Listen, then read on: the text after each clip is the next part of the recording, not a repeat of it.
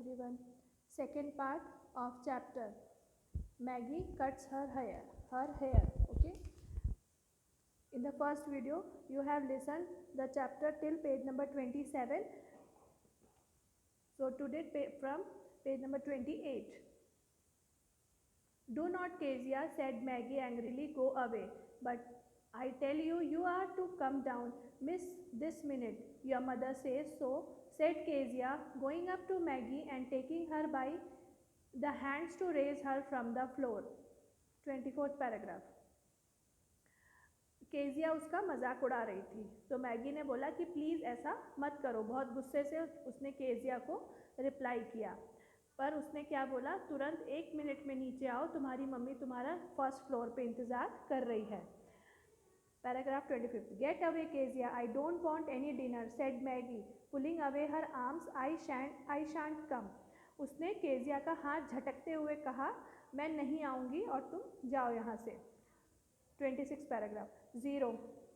Oh, well, I can't stay, I have gone to wait a dinner, said Kezia, going out again.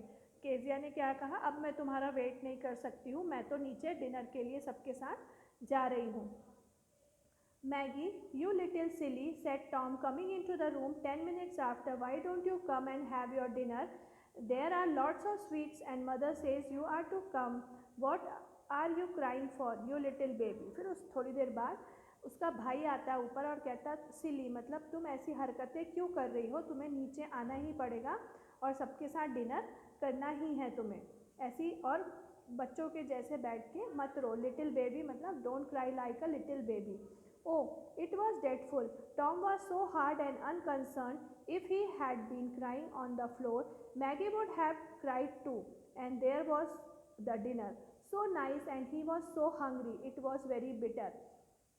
अब Maggi को बहुत भूख भी लग रही थी, पर उसको डर भी लग रहा था कि जो उसने हरकत करी थी बाल काटने की, उसके बाद उसको उसकी मम्मी से डांट भी पड़ेगी, तो इसलिए वो नीचे नहीं जाना चाह रही थी। पर उसको भूख भी बहुत लग रही थी और उसके रूम तक बहुत अच्छे डिनर की खुशबू भी आ रही थी। Paragraph 29। But Tom was not all together hard, he did not feel like crying, and Maggie's sorrow did not spoil his enjoyment of the sweets he was looking forward to, but he went and put his head near her and said in a low, comforting voice, won't you come then, Maggie? Shall I bring you a bit of pudding when I have had mine? अब Tom को भी उसके ऊपर दया आ रही थी, पर Tom कुछ कर नहीं सकता था। उसको ये लग रहा था कि अगर उसने मैगी का साथ दिया तो उसका एन्जॉयमेंट भी ख़राब हो जाएगा, और मैगी उसको दुख भी लग रहा था कि नीचे बहुत सारी स्वीट्स हैं, पुडिंग्स बनी हुई हैं और मैगी किसी चीज़ को भी एंजॉय नहीं कर पा रही थी। फिर टॉम ने थोड़ी सॉफ्ट वॉइस में मैगी से कहा कि क्या मैं तुम्हारे लिए थोड़ी सी पुडिंग ला दूँ जब मेरा खाना पूरा हो जाए? Yes, said Maggi, beginning to feel a little more cheerful. जैसे ही मैगी ने ऐसा सुना तो जल्दी से खुश होकर कहती है, हाँ हाँ बिल्कुल। Very well, said Tom, going away, but he turned again at the door and said, but you had better come. There are fruits, you know, and nuts.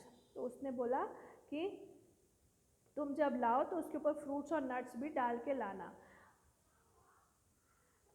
Paragraph 32। Maggie tears had ceased and she began to think as Tom left her. His good nature had taken away the worst of her sufferings and nuts and pudding began to have their proper influence upon her. वो इतनी छोटी थी कि उसको इतनी बड़ी गलती करने के बाद भी उसको ये लग रहा था कि टॉम जब उसके लिए पुडिंग लेकर आए तो उसमें नट्स और सब डेकोरेट करके उसको उसके लिए लेके आए। उसको बाल काटने का थोड़ा देर तो डर लगा, फिर उसके बाद उसको उस चीज़ का कोई एहसास नहीं हो रहा था।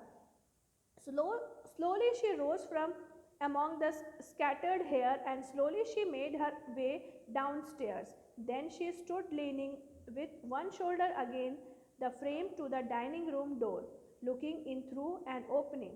उसके बाद उसने थोड़ी सी हिम्मत करी, जो अपने बिखरे हुए बाल थे, स्कैटर्ड हेयर्स मतलब बिखरे हुए बाल, उनको धीरे से कॉम्ब किया, उनको सही किए और स्टेयर से धीरे धीरे नीचे उतर गई। उसके बाद वो जाके एक जगह छुप गई दीवार के पीछे और वहाँ से झांक के वो देखने लगी। लीनिंग मतलब झांक के देखना। Looking through an opening, she was Tommy and Lucy with an empty chair between them. वहाँ से उसने क्या देखा, जो गेस्ट उनके घर में आए थे टॉमी और लूसी, उनके बीच में एक एम्प्टी चेयर रखी हुई है. Where the sweets on a side table, और उनके साइड टेबल में बहुत सारी स्वीट्स रखी हुई हैं. It was too much. She entered quietly and went towards the empty chair, but no sooner. उसके बाद वो चुपचाप जाके वहाँ पे उस empty chair में जाके वो बैठ जाती है. She had sat down and she felt sorry and wishes herself back again upstairs. उसके बाद वो वहाँ जाके बैठती है, उसको थोड़ा अजीब सा लगता है, उसको ऐसा लगता है कि उसको वापस ऊपर चले जाना चाहिए. Mrs. Tulliver gave a little scream and as she saw her and dropped a large spoon into the dish with a serious result to the tablecloth.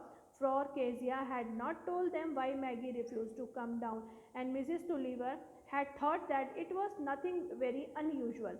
अब जैसे ही मिसेस तुलीवर ने, पैराग्राफ 33, जैसे ही मिसेस तुलीवर ने Maggi को देखा तो जोर से चिल्लाते हुए उन्होंने जो उनके हाथ में चम्मच थी उसको टेबल पे गिर गई उनके हाथ से. इतना वो सरप्राइज हो गई थी वो मैगी को देख के. और उन्होंने केजिया को भी गुस्से से देखा कि केजिया ने उनको रीज़न नहीं बताया था कि क्यों मैगी नीचे आके खाना नहीं खाना चाहती. 34 paragraph. Mrs. Tulliver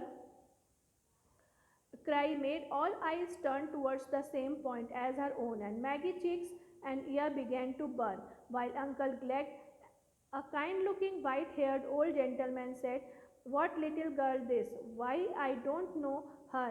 It is some little girl you have picked up on the road, Kezia." Mrs Tulliver ने जैसे ही ऐसा किया आवाज़ की तो सारे के सारे मैगी की तरफ पलट के देखने लगे. और अंकल ग्लेग जो थे, जो कि थोड़े से ओल्ड हैं, जिनके पूरे बाल भी सफ़ेद हो चुके हैं, उन्होंने भी बोला ये कि तुमने ये क्या किया. केजिया ने क्या किया, ये तो ऐसा लग रहा है जैसे कोई रोड में से किसी बच्चे को उठाकर ले आए हों. 35th paragraph. Why she had gone and cut her hair herself, said Mr. Tulliver in a low voice to Mr. Dene, laughing with much enjoyment. अब मिस्टर तुलीवर और मिस्टर डीन आपस में बात कर रहे हैं कि इसने क्यों ऐसा काम किया कि अपने बाल इसने अपने हाथों से काट लिए, और दोनों हंसने लग गए. 36th para. Why little miss you have made yourself look very funny, Uncle Pullet. अब अंकल पुलेट जो उनके घर में गेस्ट आए थे उन्होंने भी अपने रिएक्शन दिखाए कि आपने क्यों अपने बाल ऐसे अजीब तरीके से काट लिए हैं. 37th para.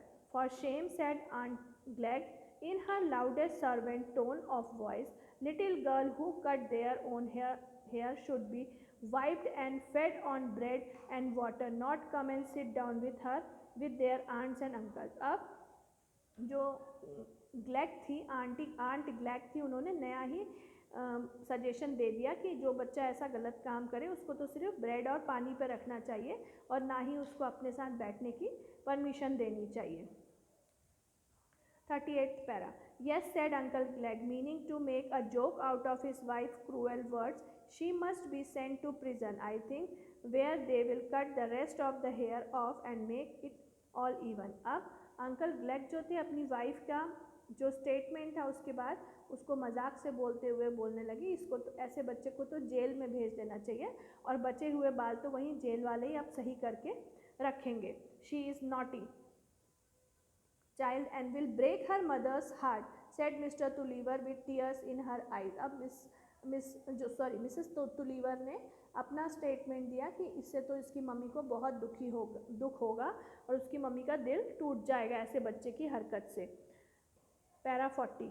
Maggie seemed to be listening to all this quite calmly. At first she felt angry, and this made her brave enough to bear their laughter for a time, and Tom thought she was helped by the appearance of the pudding to bear everything. अब Maggi थी वो ये सब बहुत शांति से बैठ के चुपचाप सुन रही थी. At first she felt angry, पहले तो उसको थोड़ा गुस्सा आया पर ब्रेवली फिर उसने इन सब के कमेंट्स को सुना. टॉम को ये लग रहा था कि मैगी सिर्फ पुडिंग के लालच में, क्योंकि अब उसको खाने मिलने वाला है, इसलिए वो ये सारी बातें चुपचाप सबकी ध्यान से सारे कमेंट्स सुन रही थी. whispered, he whispered, "Oh my Maggie, I told you you had catch it." He meant to be friendly, but Maggie thought he too was laughing at her. Her poor power of endurance broke down, and getting up from her chair, she ran to her father, hid her face on his shoulders, and burst into a loud weeping. बहुत देर हो गई सुनते सुनते, तब फिर Maggi से रहा नहीं गया. उसने क्या किया, वो जब उठी और अपने पापा के पास जाके, उनके शोल्डर के पास जाके बहुत ज़ोर ज़ोर से रोने लगी. "Come come my child," said her father, putting his arms around her. "Never mind, you were in the right to cut it off. If it troubles you, stop crying, father. I will take your part." उसके पापा ने बोला, कोई बात नहीं, तुम्हारे बाल तुमको बहुत परेशान करते थे, इसलिए तुमने काट दिया, कोई बात नहीं, मैं तुम्हारे साथ हूँ. Delightful words of tenderness. Maggie never forget any of these moments when her father took her part. She kept them in her heart and thought of them long year after, when everyone said that her father had done very ill but very ill by his children. अब ये जो words उसके पापा ने उसको favour में कहा था, तो मैगी को ये जीवन भर हमेशा याद रहे.